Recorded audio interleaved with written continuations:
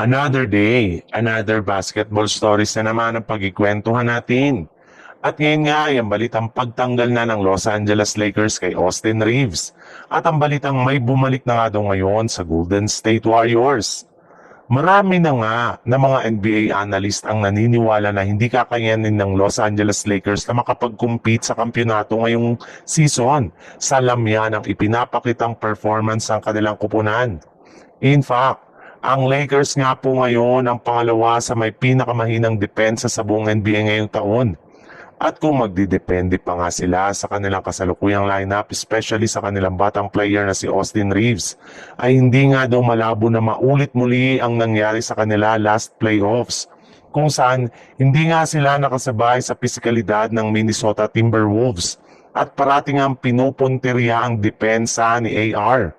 Kaya no choice nga talaga ang Lakers kundi trade na lamang si Reeves as soon as sa darating na unang linggo ng Pebrero bago ang trade deadline.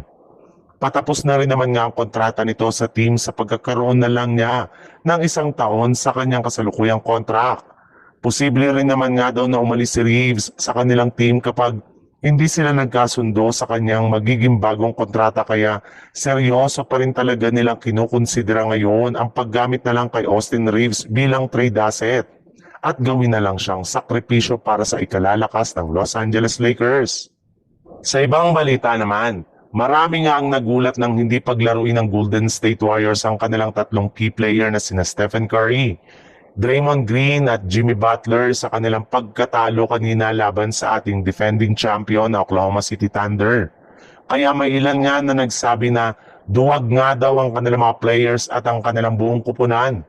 Pero ayon nga sa ilang insider, ang hindi nga daw pagpapalaro sa kanilang tatlong key superstar ay parte ng kanilang plano na panatiling healthy ang kanilang lineup since magkakaroon pa nga sila ng isa pang game bukas ng umaga laban sa Utah Jazz.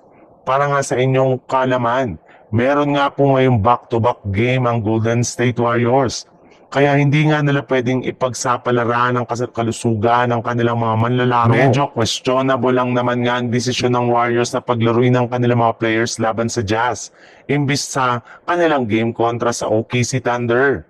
Yes, available na nga po sina Butler, Curry at Draymond Green ngayong araw, na nagpapatunay lamang sa mga sinasabi ng mga fans na ayaw ng Golden State Warriors na matambakan ng OKC. Habang kumpleto ang kanilang lineup at gusto nga nilang paghandaan ang mas mahinang team ng Utah Jazz.